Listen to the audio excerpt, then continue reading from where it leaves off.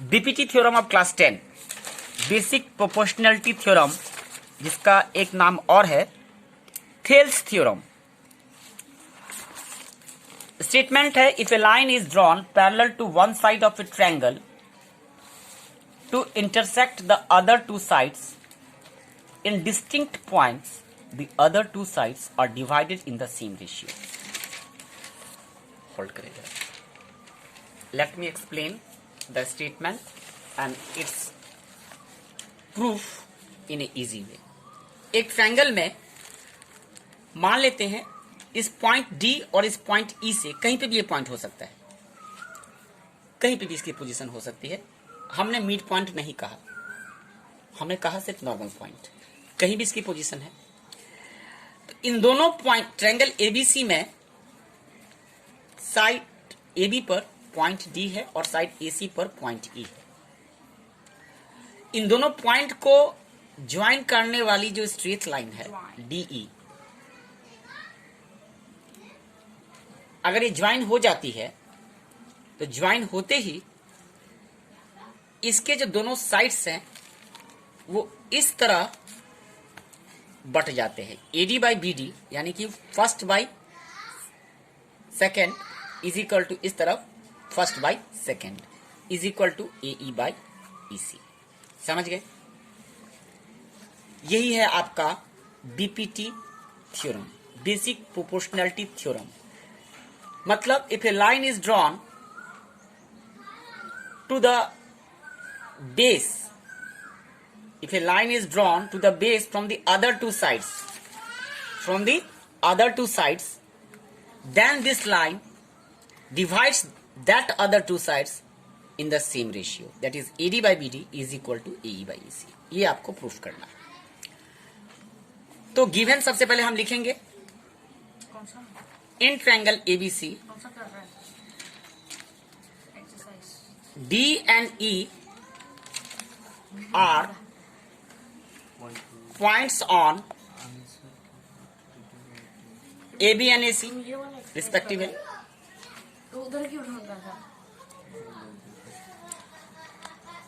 DE is drawn या joined, जो लिखे आप मतलब एक ही है। गिवन के बाद क्या आता है? टू प्रूफ क्या करना है आपको? AD by BD, AD by DB या BD जो लिखे हैं आप is equal to AE by EC। ठीक है, इसके बाद हम कंस्ट्रक्शन करते हैं, बनावट या रचना जिसे हिंदी में कहा जाता है। हम क्या करेंगे? B से E को ज्वाइन कर देंगे। ऐसा क्यों करेंगे हम बता देते हैं आपको थोड़ी देर के बाद। फिर C से D को ज्वाइन करेंगे, क्लियर। और D से DM परपेंडिकुलर ड्रॉ करेंगे साइड AC पर। क्यों? क्योंकि area of triangle equal to half into base into height. Height 90 degree होता है परपेंडिकुलर, इसलिए हमने परपेंडिकुलर ड्रॉ किया। और E से आप EN perpendicular to AC draw कर ले, clear. BEN CD are joint, ठीक है। उसके बाद क्या लिखेंगे? EN परपेंडिकुलर टू AB, दिख रहा है आपको? कोयल की मधुर आवाज, लगता है आम का मौसम आ गया ना, मंजरियां निकल चुकी होंगी पेड़ों में। एंड इतना लंबा होता था ना क्लासिक में, हम लोगों को लगता था बना लिया तो वाह गॉड बन गया। हमने आपको सम्स करने दिया है और क्या कर रहे हैं आप? सर सम्स वार्तालाप। बी परपेंडिकुलर टू AC हो गया। प्रूफ कैसे करें? आपको मालूम है कि एरिया ऑफ ट्रायंगल क्या होता है normally? Half into base into height, ठीक है। चित्र देखिए, प्रूफ करेंगे तो एक ही तरह का ट्रायंगल लीजिएगा। In triangle ADE area of triangle कितना होगा? Half into base into height. Half into AD base हो गया, और हाइट क्या है आपका? EN है। Proof, area of triangle ADE is equal to half into base. Base क्या हो जाएगा? AD। और हाइट क्या हो जाएगा EN। फिर अगेन एरिया, आप ऐसे भी लिख सकते हैं, इतना लंबा एरिया ब्रैकेट देगा तो इसका मतलब वही एरिया ऑफ ट्रायंगल BDE ले लेते हैं, हाफ इंटू बेस, बेस क्या हो जाएगा BD हो जाएगा, और हाइट बता सकते हैं, हाइट वही EN रहेगा। एक ट्रायंगल में हाइट अंदर भी हो सकता है और बाहर भी हो सकता है, उससे कोई मतलब नहीं है। जरूरी नहीं है कि हाइट आपको अभी तक अंदर ही मिला है। उच्च गणित के छात्र हो के आप ऐसी बात कहते हैं। ये ट्रायंगल है आपका, क्लियर, राइट एंगल ट्रायंगल का निर्माण किया, इसमें जो साइड परपेंडिकुलर वही हाइट होता है, ठीक है। अगर आप ऐसा ट्रायंगल लेते हैं स्केलन ट्रायंगल, और इसमें आपको इस पॉइंट से हाइट ड्रॉ करना है। हाइट का मतलब क्या होता है, सामने वाले बेस पर, सामने वाले साइड्स पर एक लाइन ऐसा ड्रॉ करना जो सीधा 90 डिग्री बनाता है। क्या बनाता है 90 डिग्री बनाता है। थोड़ा चुपचाप रहेंगे।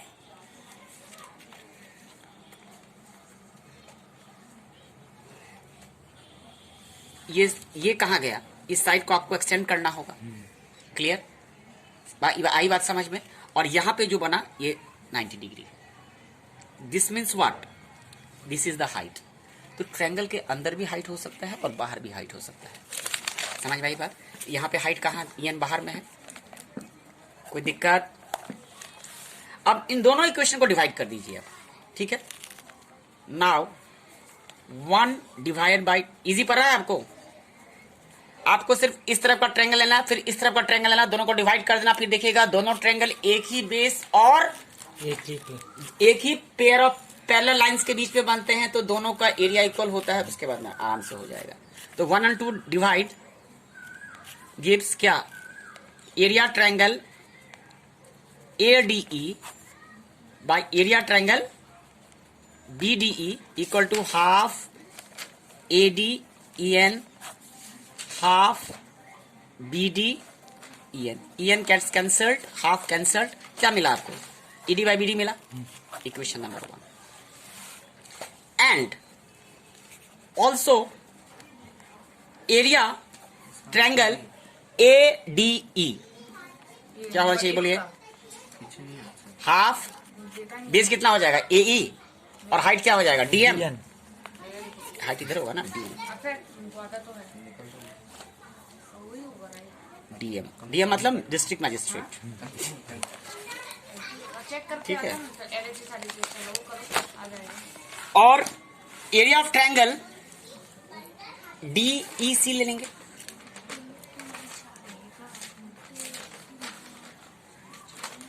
ज्योमेट्री में इतना आसान प्रूफ है मुझे और कहीं नहीं मिला। ADE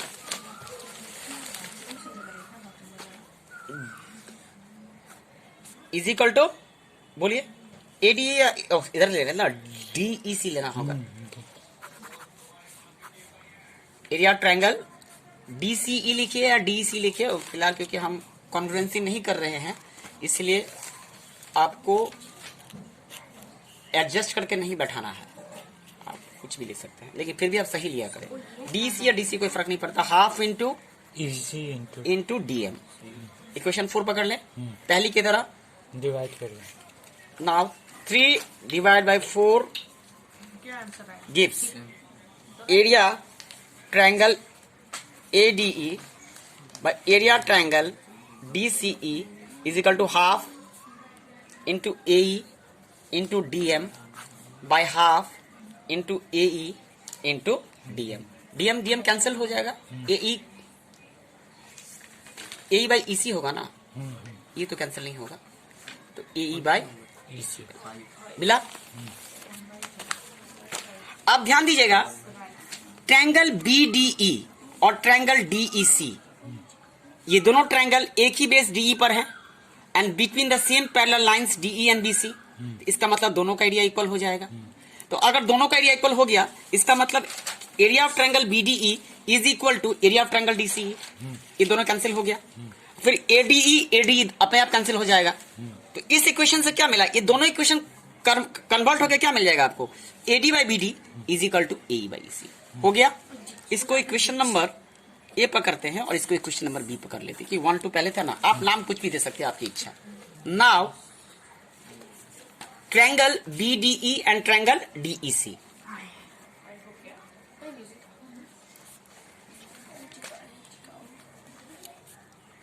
are on the same base DE and between the same parallels DE, parallel lines भी लिख सकते हैं लेकिन लिखा नहीं जाता, parallels DEL BC. Therefore, area of triangle BDE must be equal to area of triangle DEC. Class 9 में पढ़ चुके हैं, अभी समझा भी दिया आपको.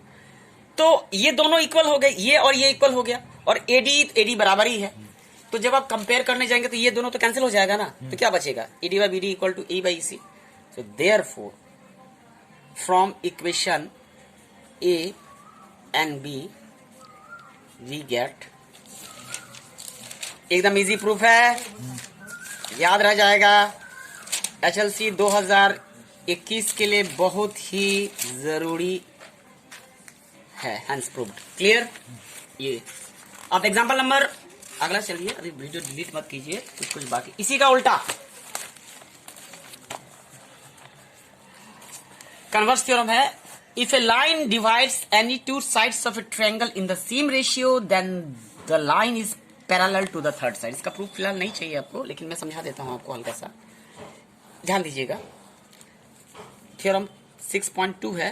क्या बोला है कि अगर एक लाइन किसी भी ट्रायंगल के दो साइड्स को सेम रेशियो में डिवाइड करता है, मतलब ये लाइन DE अगर इस ट्रायंगल ABC को कुछ इस तरह से बांटता है कि AD by BD is equal to AE by EC. If AD by BD को A by AC in triangle ABC, then DE is parallel to BC. अगर साइड्स प्रोपोर्शनल है तो वो लाइन पैरेलल होगा 20 के. क्लियर? प्रूफ नहीं चाहिए. Example 1 देखें. आपकी कॉपी के स्क्रीन पर. आपको मोबाइल स्टैंड करना नहीं आता है. If a line intersect sides AB and AC of triangle ABC at D and E respectively and E is parallel to the base BC, prove that AD by AB. ध्यान दीजिएगा. First by whole is equal to first by whole AE by EC. ये पूछा गया है ना.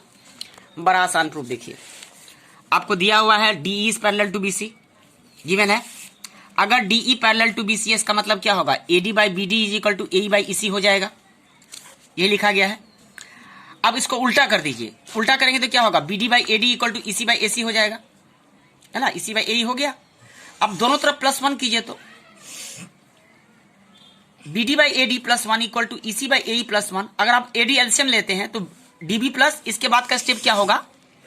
इसके बाद का स्टेप अगर आप AD एलसीएम लेते हैं तो ये होगा DB प्लस AD, है ना. और यहां पे क्या हो जाएगा? AE एलसीएम लेते हैं तो EC प्लस AE. फिगर देखिए. BD प्लस AD क्या हो जाएगा? AB बन जाएगा. और AE प्लस EC क्या हो जाएगा? AC बन जाएगा. AC by AE. अब उल्टा कर दीजिए. AD by AB equal to AE by EC. Easy है, भयंकर इजी प्रूफ है. ये सवाल आने का पूरा चांसेस है इस बार. ABCD is a trapezium with AB parallel to DC. Trapezium मालूम है ना, सिर्फ one pair of parallel sides equal होता है. E and F are points on non-parallel sides AD and BC such that EF is parallel to AB. Show that AE by ED is equal to BF by FC. ठीक है. हम इसके लिए क्या करेंगे? एक या तो इधर ज्वाइन कर लीजिए, इधर एक डॉट क्यू के ट्रायंगल मिल जाएगा ना. ध्यान लीजिएगा. कंस्ट्रक्शन में join AC which intersect EF at G. ठीक है. Since AB is parallel to DC and EF parallel to DC या EF parallel to AB, तो इसका मतलब तीनों आपस में पैरेलल है ना. EF parallel to DC नहीं हो जाएगा. नाउ इन ट्रायंगल ADC में ध्यान दीजिएगा. EG is parallel to DC, therefore AE by DE equal to AG by GC हो गया. फिर इस ट्रायंगल में GF is parallel to AB, तो CF by BF equal to GC by AG हो गया. हो गया ना. तो अब देखिए इसमें भी AG by CG, इसमें भी AG by CG है ना. ये दोनों कैंसिल हो जाएगा तो क्या बचेगा? AE by ED is equal to BF by FC. नहीं बच गया. यही प्रूव करना था. चलिए, तो ये दो थ्योरम आपको देखना है. एग्जांपल नंबर 3 आपको खुद देखना है. अभी देखिए बहुत आसान है ये. Thanks a lot for